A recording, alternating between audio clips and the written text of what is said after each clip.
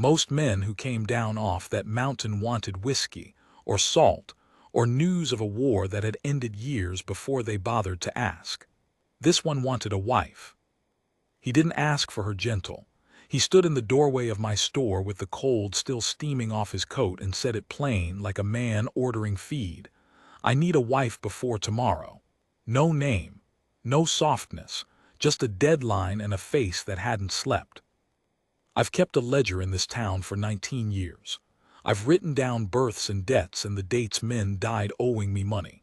And I'm telling you, of every line I ever wrote, the one I think about most is what happened after the widow Bellamy set down her basket, looked that mountain man dead in the eye, and asked him a single question. It wasn't why. It wasn't how much. It was something so small and so terrible that the whole room went quiet, and the man who'd marched in like nothing could touch him, he looked away. Stay with me, you'll want to hear what she asked, and you'll want to hear what he couldn't say. The bell over my door doesn't ring so much as clatter. I never did fix it right after the war took my arm and most of my patience. And on the morning Eli Carver came down off Granite Mountain, it clattered hard enough to knock dust off the rafters. I had my ledger open. I always have my ledger open. My wife, God rest her tidy soul, used to say I'd record my own dying breath and tally it in the margin, and she wasn't wrong. So when the door banged and the cold rolled in like spilled milk across the floorboards, the first thing I did was reach for my pencil. The man filling my doorway was built like something the mountain had decided to keep. Tall, broad through the shoulders, a beard gone wild past the point of any razor's forgiveness, snow melting in it. His coat was elk hide, and it had seen things. His boots had walked further than charity. And his eyes, I'll never forget the eyes, had the particular flatness of a man who has not slept and is past pretending he might. "You sell rings here," he said. I am a patient man. The war made me patient by removing the option of being anything else. I sell a great many things, I said. Flour, lamp oil, bad coffee at a fair price. Rings, no. He stepped inside. Behind him, through the gap in the door, I saw a horse and a smaller shape bundled on it, a child, I thought, though it was hard to tell under all the wool. The man didn't close the door. The cold kept coming. "You're letting the winter in," I said. "I need a wife," he said, "before tomorrow." Now I have heard a great many opening lines across this counter. I have heard men confess murder and ask for credit in the same sentence, but I confess he caught me. The pencil stopped. "Before tomorrow," I repeated. "Before noon tomorrow." He said it the way you'd say before the bread burns, a fact with a clock attached. I don't have a use for a wedding. I have a use for a wife. There's a difference, and I'd be obliged if you didn't waste my time pretending there isn't. I set my pencil down. I am missing my left arm from the elbow, and I've learned to do most things slow and deliberate so the world doesn't feel sorry for me. And slow and deliberate is also a fine way to make a desperate man wait. He waited about as well as a kettle. "Stranger," I said, "I don't keep wives in the back with the molasses." Something flickered in his face then, not anger, closer to despair wearing anger's coat. He looked over his shoulder at the bundled shape on the horse, and his jaw worked. And when he turned back his voice had dropped about a foot. "There's a man coming tomorrow," he said. "From the county, with a paper. He's coming to take my brother's girl to an orphan asylum in Denver because I'm one man on a mountain with no woman in the house and they don't reckon that's fit." He said the word like it tasted of rot. "She's 6. Her name's Junie. Her mama died in October and her daddy, my brother, he went in under the ice in November trying to pull a calf out of the creek. And the calf lived and Tom didn't, and that's the whole of it. So I came down. I came down to get a wife, because a wife is the thing the county says makes a home, and I have got until tomorrow at noon to make this town give me one." The store was very quiet. My old clock ticked. Out on the road, a wagon passed and somebody's dog barked at it and the world went on being the world. "That," I said finally, "is the saddest sales pitch I have ever heard, and I once watched a man try to sell his own coffin back to me." He didn't laugh. I hadn't expected him to. Here is the part I should explain, because it matters to what came after. Cold Spring is not a generous town. We sit in a fold of the Colorado high country where the winter comes early and stays past its welcome, and a place like that teaches people to count their kindnesses careful, the way I count my flour. We had maybe 80 souls then, and of those 80, the unmarried women you could number on the fingers of the one hand I have left. The prude girl who was promised. The schoolteacher who was Boston-raised and would sooner marry a bear, and might have found a mountain man a poor substitute. And Ruth Bellamy. Ruth Bellamy was a widow. Her husband had been a freighter, a good-natured fool who let a wagon roll over him on the Ute past 2 winters back, and she'd stayed on in town the way a stone stays in a stream, not because it wants to, but because moving costs more than staying. She took in washing. She mended. She kept herself separate in the way of women who have learned that being noticed is mostly a way of being taken from. And she had, I knew this, and the town knew this, and we did not speak of it. She had buried a baby the same year she buried her husband. A daughter, born too soon to live more than a day. There was a small stone for it up on the hill, no bigger than a loaf of bread, and Ruth went up to it on Sundays and didn't tell anyone she was going, and everyone knew anyway. I'm telling you this so you understand what walked through my door next. Because the bell clattered again, and it was Ruth herself, basket on her arm, come in for her quarter-pound of salt and her spool of black thread same as every Thursday. She stopped just inside when she saw the size of the man and the cold pouring around him, and her eyes went to the bundle on the horse through the open door. Went there fast, the way a hand goes to a wound, and I watched her understand that there was a child out in the weather before she understood anything else at all. "You're letting the cold in," she said to him. Same thing I'd said. But where I'd said it dry, she said it like an accusation, like he'd offended her personally, and she set her basket down on my counter and stepped past him to the door and looked out at the horse and the bundle, and her whole body went still. "Is that a child?" she said, not really a question. "My niece," Eli said. "On a horse." In December, with the door open, Ruth turned around, and I have known that woman 5 years, and I had never once seen the thing that was in her face right then. "Bring her in. Bring her in now, you great fool, before I take a broom to you." And the mountain man, the man who'd marched into my store like the law itself couldn't move him, went and brought the child in. Junie Carver was a small, grave thing with her uncle's dark hair and somebody else's frightened eyes. She didn't cry. That's what got me. A child that age half froze, hauled into a stranger's store, and she didn't cry. She just looked at all of us very carefully, one face at a time, like she was deciding which of us would hurt her and getting ready for it. She'd learned that look recent. You don't come into the world with it. Ruth knelt down, didn't reach for the girl, knelt down a body's length away, and started working her own gloves off, slow, like there was all the time in the world and nothing in it more important than getting these particular gloves off her particular hands. "My name's Ruth," she said to the floor, not the child. "I have got the coldest hands in this county. Feel." She held one out, palm up, not coming closer. "My husband used to say I could keep butter from going off just by holding the dish. Go on, see if he was lying." A long moment.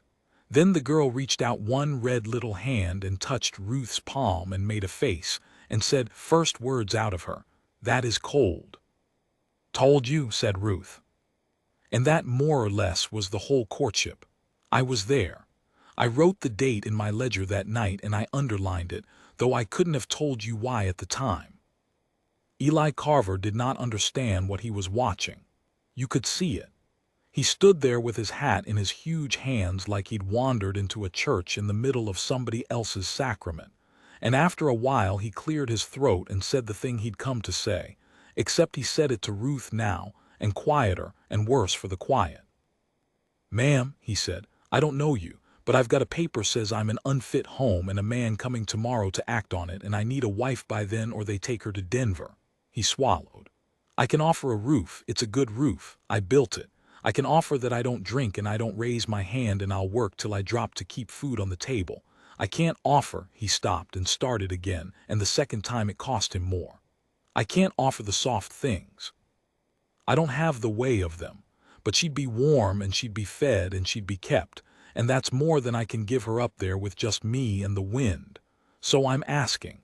I'll marry whoever'll have me. I came down to ask the whole town. I'm asking you first because you're the first that's looked at her like she's a person."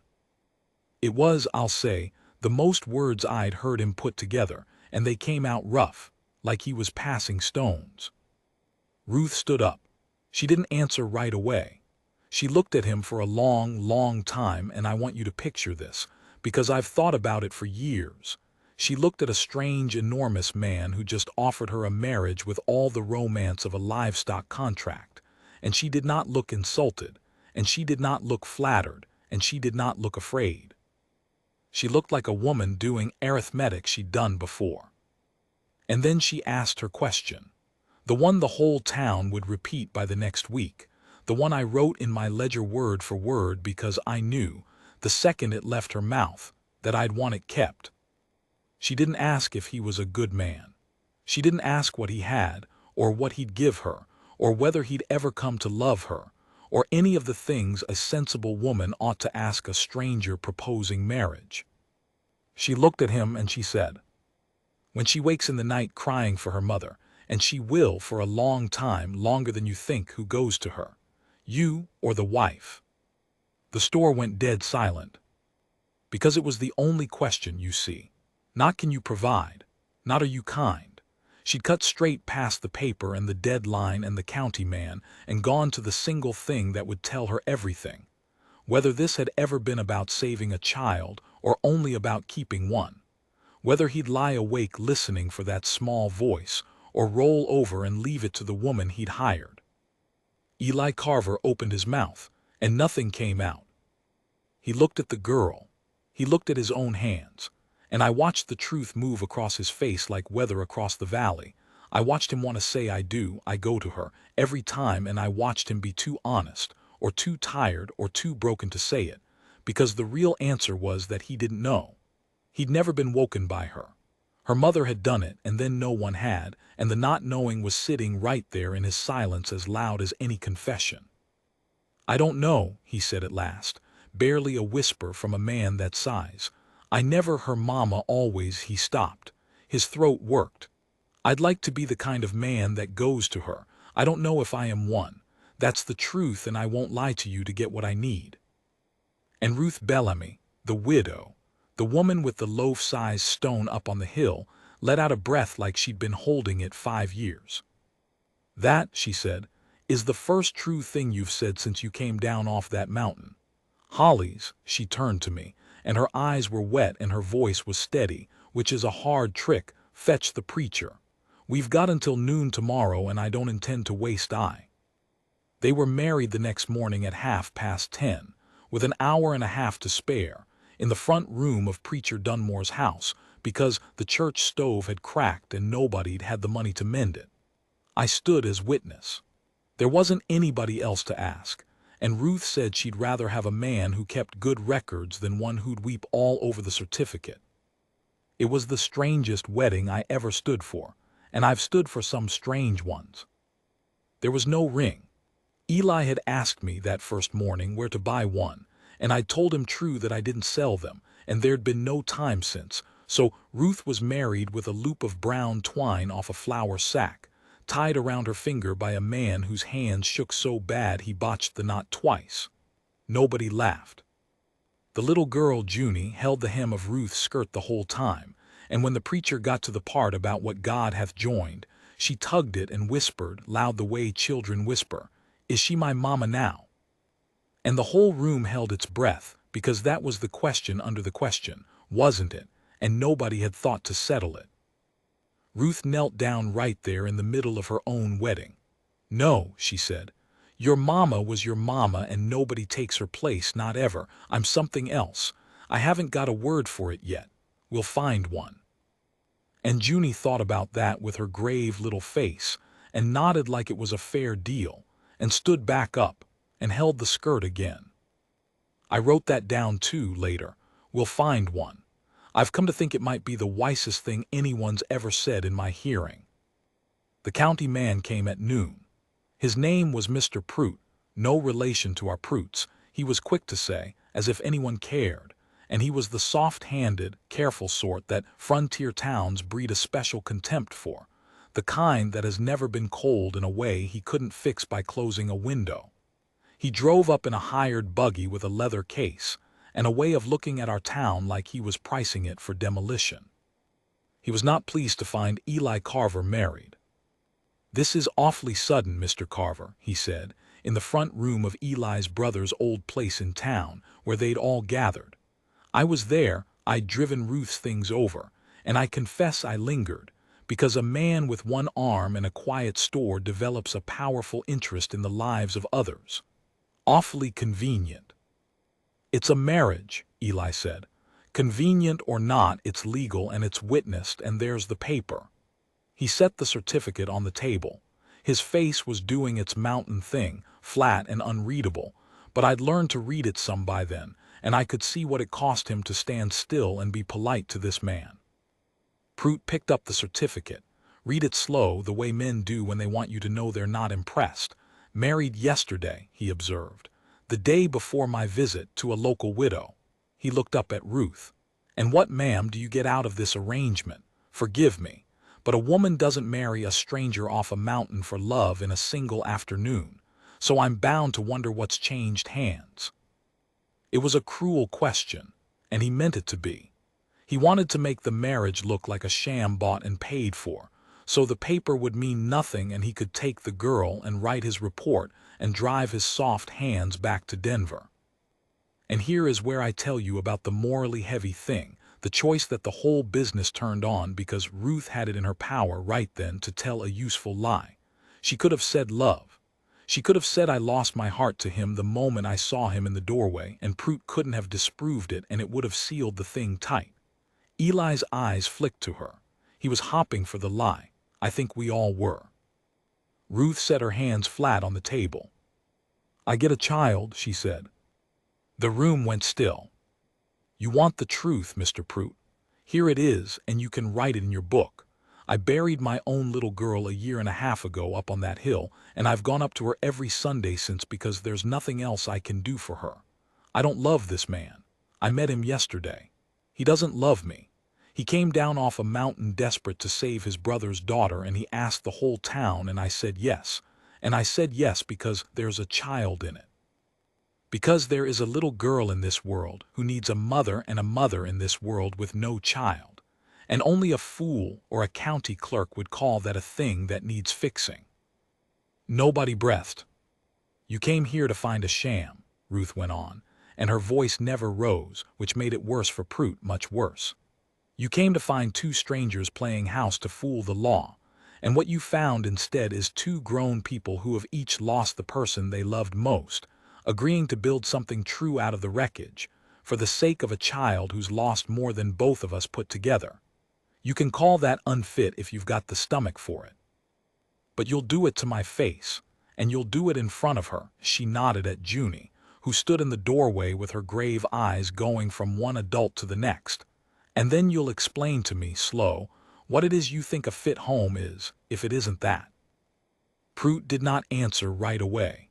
He looked down at his certificate. He looked at the little girl. He looked last at Eli, who had not said a word through all of it, who was staring at his new wife like a man watching the sun come up over country he'd thought was barren. "I'll need to note the irregularity," Prout said finally, and his voice had lost its careful edge. "And there'll be a follow-up visit, in the spring." "Come for supper," Ruth said. "Bring an appetite. I cook better than I talk." He left within the hour. We watched the buggy go down the road and around the bend, and when it was gone, nobody said anything for a while, and then Junie said, "Is the bad man coming back?" And Eli surprised us all. Eli knelt down to her, awkward as a bear folding itself small, and said, "Not to take you. Never to take you. You hear me? Not him, not anybody. You're staying." And the girl looked at him and looked at Ruth, and some calculation finished behind her eyes, and she walked over and leaned against Ruth's leg, just leaned, the whole small weight of her, and shut her eyes. I left them to it. I had a store to mind. But I'll tell you, I drove the wagon home the long way, past the hill, and I tipped my hat to a loaf-sized stone, which is a foolish thing for a grown man to do, and I did it anyway. It would be a lie to tell you it was easy after that. The hard part of a story is never the wedding. The hard part is the Tuesday 3 weeks on, when the wonder's worn off and you're two strangers in a small cabin learning how the other one breathes. They went up the mountain together, Ruth and Eli and Junie, because Eli's home and his work and his brother's grave were all up there, and Ruth wasn't a woman to do a thing halfway. I heard about that first winter in pieces, the way you hear about anything that happens above the timberline. From the few trappers who came down, from Eli himself on his rare trips to my store, from a letter or two Ruth sent down that I wasn't supposed to read and read anyway because I carried the mail, and a man has his weaknesses. It was hard. Eli didn't have the way of soft things, he'd warned her of that, and he hadn't lied. He'd go silent for whole days, lost in some grief he didn't have words for, his brother gone under the ice and a strange woman in his brother's house, and a child who flinched at sudden sounds. Ruth, for her part, was no saint either. She had a temper like a banked fire, and a habit of going cold and quiet when she was hurt, which is its own kind of cruelty, and the two of them circled each other those first weeks like cats deciding whether to fight. And the child woke in the night, just like Ruth had said she would, crying for a mother who'd been a year in the ground, the small terrible sound of it filling that little cabin in the black hours when the wind came down off the peak. I know what happened then because Eli told me himself, the one time I ever saw that man come close to weeping, standing at my counter the following spring with his hat in his hands. The first night she cried, Eli told me, this was spring, the snow going off the lower slopes, him down for seed and salt, I lay there, just lay there. Ruth's question, you remember it, who goes to her? I lay there in the dark and I heard that little girl crying for Margaret, that was Tom's wife, her mama, and I thought, Ruth'll go. Ruth's the wife. That's what the wife's for. He turned his hat around in his hands, around and around. And Ruth didn't move, he said. I could tell she was awake. We were all three in that one room, you understand, it's a small place. The girl crying, the wife awake, and the wife not moving. And I understood slow, like everything comes to me slow, I understood she was waiting. She wasn't going to go. She'd asked me the question in your store and now she was making me answer it, not with words this time. She was lying there in the dark letting that child cry, and it was the cruelest, kindest thing anybody ever did to me because I had to choose. Get up or be the man who didn't. And you got up, I said. I got up. He said it like it still amazed him. Didn't know what to do once I was up, stood there like a post. Finally I sat down on the edge of her little cot and I didn't say nothing because I didn't have nothing to say. And after a while she crawled into my lap, this tiny thing, and she cried herself out against my chest, and I sat there till near dawn not daring to move. He looked at me. Ruth never said a word about it, not then, not after. But the next night when the girl cried, Ruth gave me the longest look in the dark, and I got up before she could. And the night after that. And then it wasn't even a thing I decided anymore. It was just me. I was the one who went. Somewhere in there it stopped being a thing I made myself do and started being a thing I was. He set his hat on my counter. A mountain man, dry-eyed but only just. She didn't marry me to get a husband, he said. She married me to make me a father, and she never told me that was the plan. She just asked me one question in a store and then she set about answering it for me, one cold night at a time until I'd become the answer. He shook his head slow. I don't have the word for what she is, Hollies. Junie asked that first day, is she my mama now? And Ruth said she didn't have a word and they'd find one. They never did find one. But I'll tell you what I think it is. He picked his hat back up. I think it's the word grace, and I think most folks use it wrong. And I think it means somebody seeing exactly the man you are, the poor cold half of a man you are, and loving the better one into being anyway. That's what she did to me. That's the whole of it. Then he bought his seed and his salt and he went back up the mountain. And I sat a long while with my ledger open and didn't write a thing. I should tell you it ended happy. In the most important way it did. But this is a true account and I'll keep it true, so here's the rest. Ruth Bellamy, Ruth Carver, never did have another child of her own. The doctor had told her, after she lost the first, that there'd not likely be more, and there weren't. I think that's part of why she went up that mountain so sure. She knew Junie was the only daughter the world was ever going to hand her, and she'd be damned if a man with a leather case took her to Denver. She didn't get to be a mother by the usual road. She got to be one by walking into my store on a Thursday for a quarter-pound of salt, and finding a half-frozen child in the doorway and deciding, in about 4 seconds, that the matter was settled. And Eli, they did come to love each other. Not fast, and not the way the cheap songs have it. It came on slow, the way the thaw comes to the high country, so gradual you can't name the day the ice broke. Only that one morning there's water running where there wasn't, and green where there was white.